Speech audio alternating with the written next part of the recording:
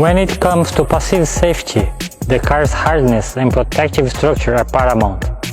For example, the GWM Cannon Alpha has 99% high-strength steel composition, featuring a robust trapezoidal frame structure and an anti-roll bar. In fact, one of the most important factors in passive safety is the material used in the car.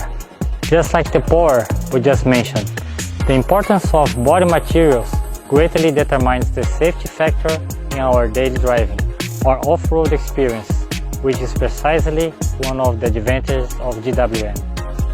Crash test dummies are not just code models, they have names, ages, and even families.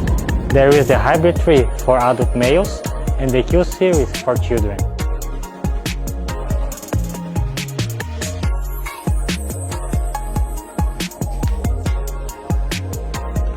These virtual testers are packed with sensors that, during collisions, break bones and injure organs, using their body data to tell engineers where to improve.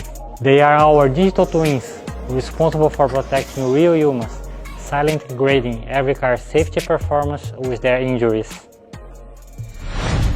GWM, go with more.